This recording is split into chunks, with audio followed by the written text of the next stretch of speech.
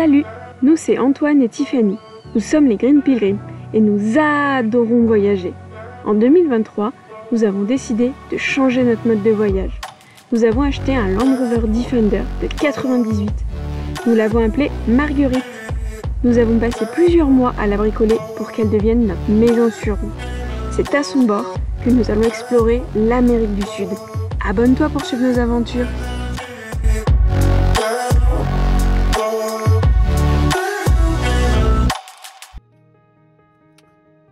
Bon, je m'apprête à sortir dans le froid, dans le vent et dans le noir pour faire à manger. Donc Tiffany me facilite la tâche en préparant un maximum de choses dedans. J'espère que le vent va pas être trop fort et que le réchaud va quand même pouvoir marcher. On fait que réchauffer des choses, donc on avait un tube de pâte qu'on va faire revenir avec des saucisses qu'on avait cuit au barbecue hier. C'est ce qu'on a préparé hier, ouais. Et je pense qu'on l'a bien fait parce que là, faire cuire de l'eau à la limite, mais qu'il y ait de la cuisson de pâte, ça prendrait trop de temps. Ouais. Et il y a beaucoup trop de vent. Ouais, j'espère qu'il n'y a pas trop de vent, que ça va quand même pouvoir réchauffer un petit peu tout ensemble. Bon, là c'est un petit peu dur. Il faut ressortir pour ranger le réchaud maintenant qu'on a bien mangé, qu'on est resté un peu à l'intérieur. Il faut que je rentre Starlink. Donc il fait assez froid, il y a beaucoup de vent, mais je pense que les étoiles sont magnifiques. Je sais pas si vous allez les voir. Non. Bon, on s'apprête à passer une nuit à moins de 10 dehors. En tout cas, ça promet d'être plutôt froid. Donc on a bien calfeutré de ce côté, donc c'est du côté où arrive le vent. J'ai rajouté une épaisseur, donc il y en a 3. On a sorti notre pompe à eau du tank, histoire que si ça gèle, elle explose pas. On a besoin de notre robinet quand même. Donc voilà, on espère que la nuit va bien se passer. Là pour le moment, le thermomètre il annonce qu'il fait 7 degrés dans Marguerite.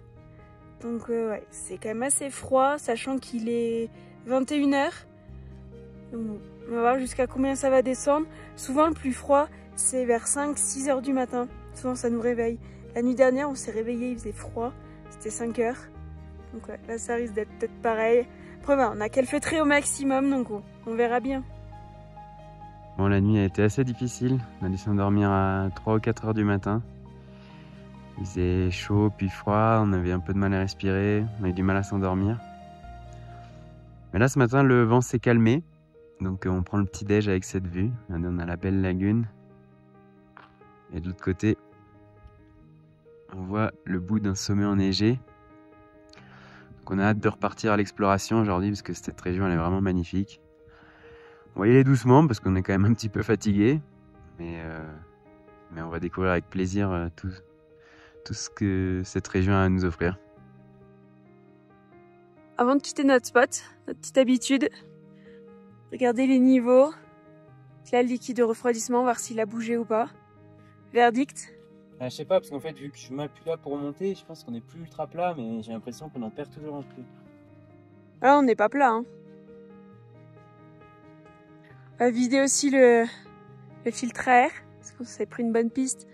Je pense qu'il est quand même assez plein. Après on fait un niveau d'huile. Regarde un peu tout, Antoine, déjà passé dessous, regardez si les boulons étaient desserrés ou pas. Aïe.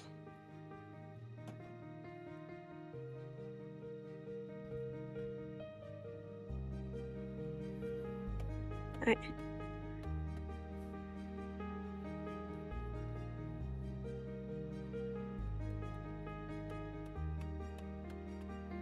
On voit de la poussière qui s'en échappe. Allez, on quitte cette belle laguna.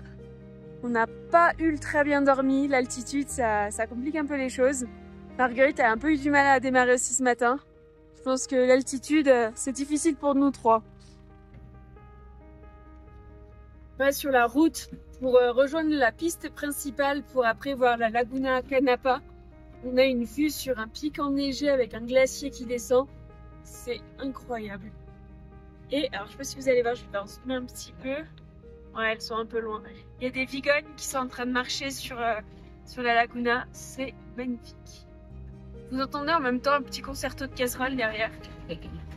C'est la bassine de vaisselle. On n'a toujours pas fait depuis hier. Il y avait beaucoup trop de vent. Bon, je vais essayer de me rapprocher encore un peu sans qu'ils partent. Mais c'est vrai que c'est magnifique comme endroit. En plus, on voit là la montagne enneigée. On les entend. Magnifique. Bon, ils ont senti ma présence, ils se déplacent.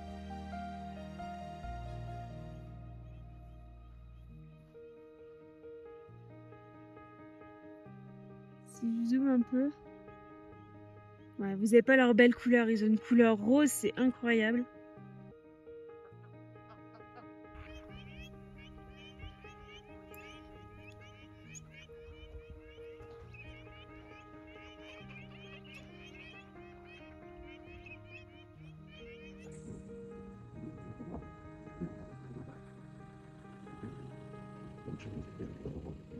Bon, l'endroit est assez incroyable. On décide de sortir le drone. Parce que on est dans des endroits au milieu de rien et c'est incroyable. Allez, je reprends le volant. Nous nous sommes aventurés sur les pistes des Lipèzes nord et sud. Cette route est nommée la route des joyaux. Elle longe la frontière chilienne en rencontrant de nombreux volcans et lagunes.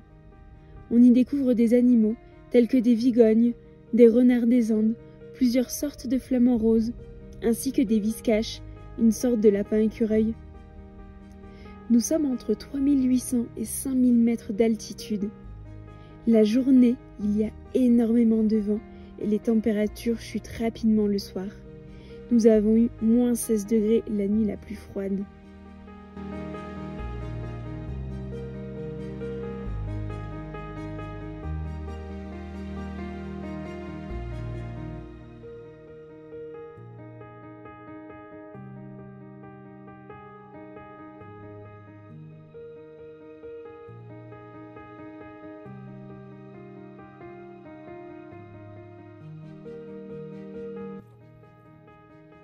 Les paysages sont incroyables, mais c'est vrai que la route elle est quand même assez escarpée. À des moments, ça fait vraiment une rivière de cailloux, plus ou moins pointue.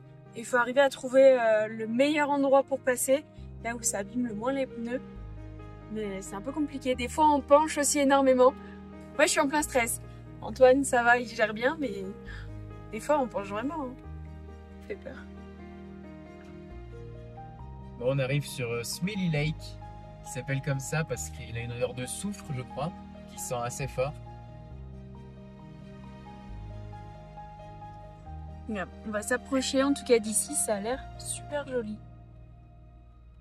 Le chemin a l'air un peu escarpé, mais bon, depuis le début, c'est que ça. Mais ouais, c'est incroyable, on est en pleine nature. On se rapproche de plus en plus, donc là, il y a une base militaire qui est juste ici. Normalement, on a un contrôle, on va voir. Et après, de l'autre côté, là-bas en face, il y a un éco-lodge. Donc c'est des logements. Bon, c'est pour les gens qui viennent avec des tours. Ah, les militaires font sécher leurs vêtements sur la barrière. Donc on va voir, on va se rapprocher. Je pense qu'on va manger là à midi. Parce que c'est déjà 13h15, faut pas qu'on se décale trop. Et après, on enchaînera avec d'autres lagunas.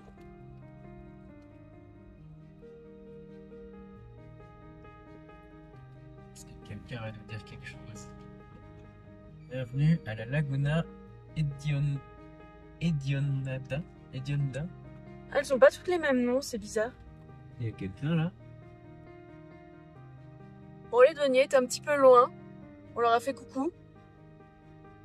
Ah, on a un chien qui arrive.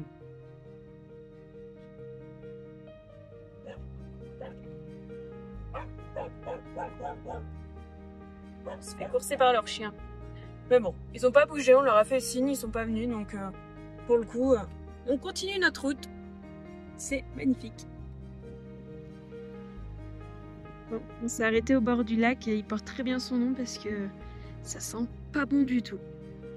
Mais il y a énormément de, alors on me dirait des petites mouettes, il y a beaucoup de flamants roses et autour le paysage est incroyable. On aime bien.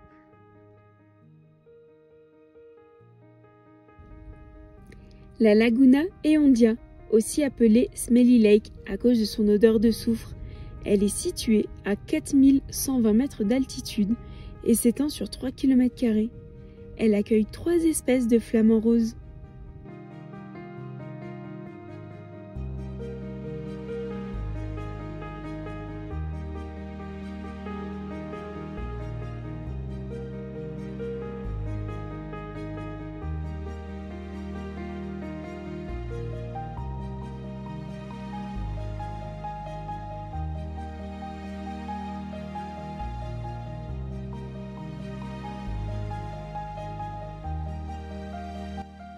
Bon bah nous, vu qu'on est des malins, on s'arrête manger au bord du seul lac qui pue. Donc là, il y a l'odeur dans la voiture, ça sent l'œuf pourri. Tiffany est en train de nous préparer une bonne salade. Ouais, mais Avec- vu qu'on mange des œufs, ça sera bon. Avec des œufs. Voilà. Bon app. Un peu d'huile d'olive dans la salade. Je pense pas. C'est un bloc. Elle a congelé. Bon, bah oui, le tournesol, je crois qu'elle est moins fragile. Mm. Ou vinaigre de balsamique. Comme tu veux. On a changé de versant, on mangeait tout à l'heure par là-bas. Et là, on est en train de la contourner complètement pour passer sur la Laguna Negra. Donc, on va enchaîner les lagunes sur les prochains jours. Ça promet d'être magnifique. La Laguna Honda est située à 4120 mètres d'altitude. Elle est reconnaissable par ses eaux grises.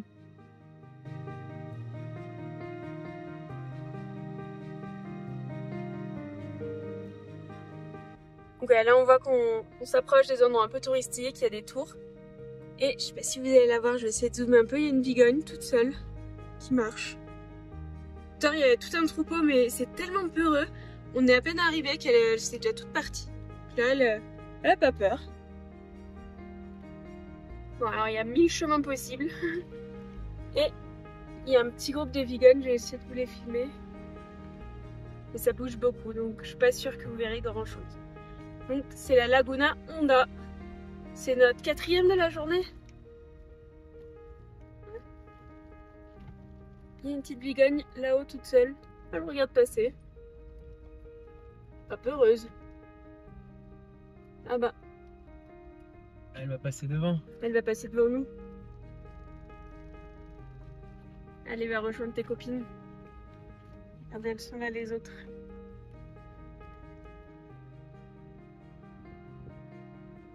On retrouve des petites vigognes qui marchent du coup sur le sel au côté de la Laguna Honda. Magnifique. Il y a toutes ces montagnes. C'est incroyable. La Laguna Honda est un lac salé situé à 4120 mètres d'altitude.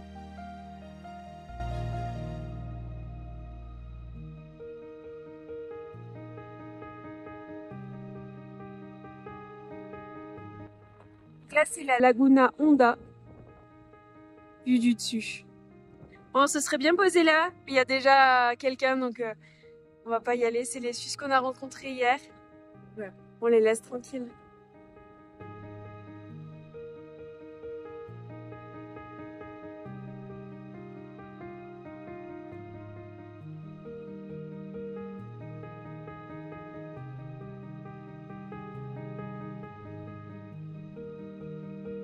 Alors, je pense que vous allez pas voir. Ils sont trop loin, ils sont en train de partir. C'est des nandous. Donc ça fait un peu comme des autruches, mais en plus petit. Ouais, ils sont en train de courir au loin. Et pareil que les vigognes, c'est hyper peureux, donc dès qu'on s'approche, ils partent en courant. C'est dommage.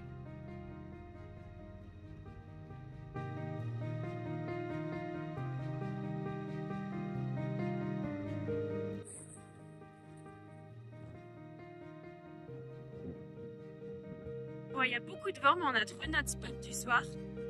C'est au bord de la Laguna. Elle est plutôt jolie. Alors, elle était là. Et juste derrière cette montagne, c'est la frontière avec le Chili.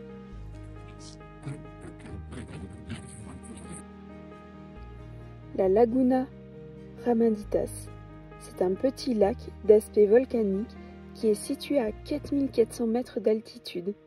Les montagnes environnantes, la roche nue donne l'impression d'avoir atterri sur Mars. Bon, là du coup, Antoine est dehors pour faire réchauffer le plat du soir. Alors ce qui est plutôt bien, c'est quand on est arrivé, il y avait beaucoup de vent. Et là, ça s'est plutôt bien calmé. Donc ouais. On avait peur qu'il fasse très froid et qu'il y ait énormément de vent.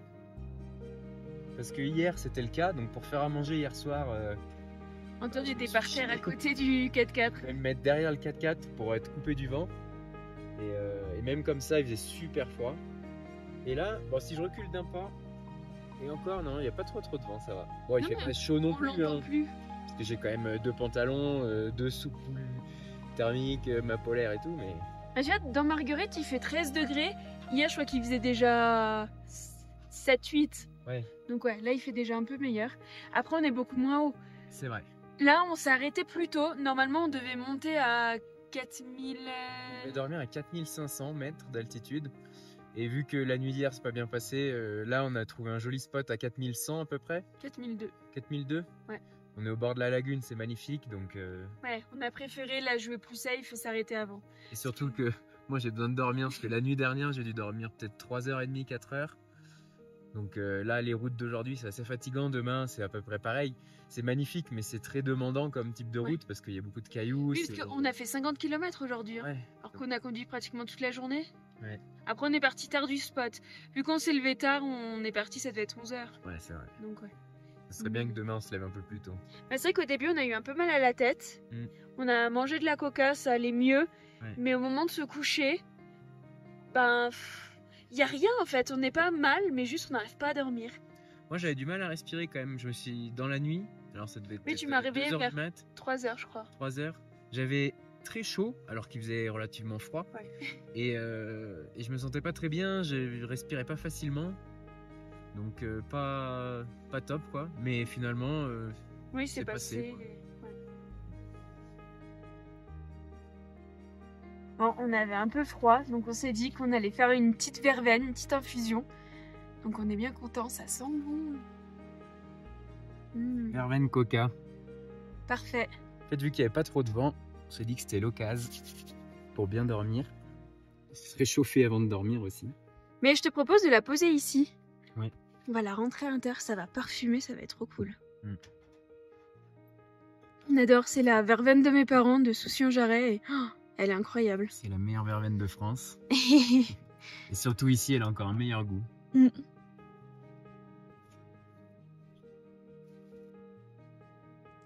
Bon, cette nuit, je me suis réveillée vers 7h. Il faisait -7. Regardez. Je sais pas si on voit bien, mais... tout est givré. Là-bas aussi. Donc là, il faisait -7 dans Marguerite. Celui-là aussi. C'est impressionnant. Tout ce givre. Bon, le réveil est assez froid ce matin. Il y a des givres de partout à l'intérieur. Le pare-brise est gelé. Et même sur le réchaud qu'on a laissé là.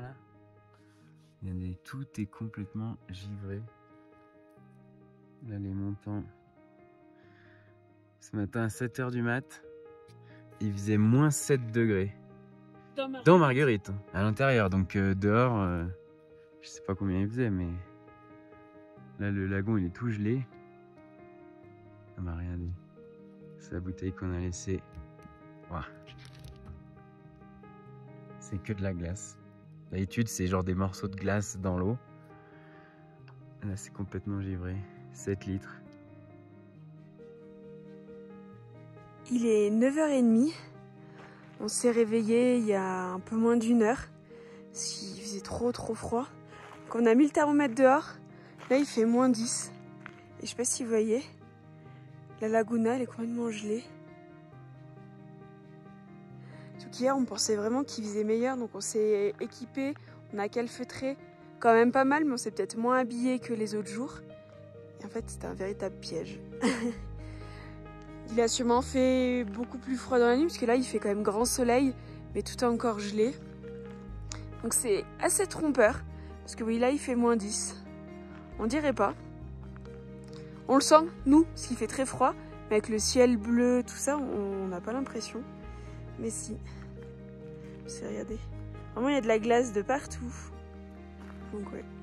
Il a fait bien froid. Donc on a vu -7 dans Marguerite, mais si ça se trouve, il a fait même encore moins. On ne sait pas. Le piège, c'est que hier, on était à 4500 mètres d'altitude et on n'a pas eu si froid que ça. Le soir, il y avait beaucoup de vent. Donc je pense que le vent, en fait, ça empêche la température de trop baisser.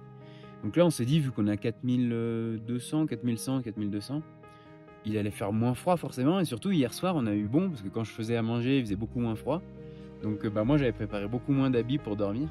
Et en fait, à 5 h du mat, il faisait tellement froid, je me suis réveillé, j'ai dû remettre plein d'habits. On s'est fait surprendre. Je pense que ce soir, ce sera moins à voir. Ouais. Bon, c'est parti. On va quitter ce magnifique lagon qui est encore gelé. Il n'a pas encore tout chauffé.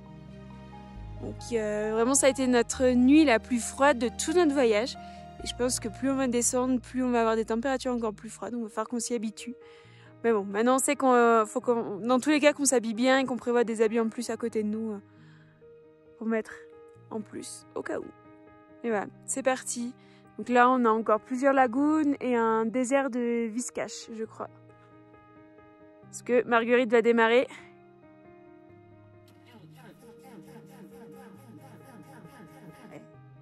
Elle a eu froid elle aussi. Bon, on a fait préchauffer pas mal de fois, Antoine a fait plusieurs tentatives. On sait que le diesel, il gèle à -5, qu'ici en Bolivie, ils mettent pas d'additivo. Nous, on avait mis, mais depuis on fumait blanc, on n'aimait pas trop, donc on n'avait pas remis. Donc ça, peut-être que pour les prochaines nuits, on va en remettre. Mais on n'aime pas trop. En plus, ça sent vraiment pas bon. Mais bon, si ça aide pour pas que ça gèle...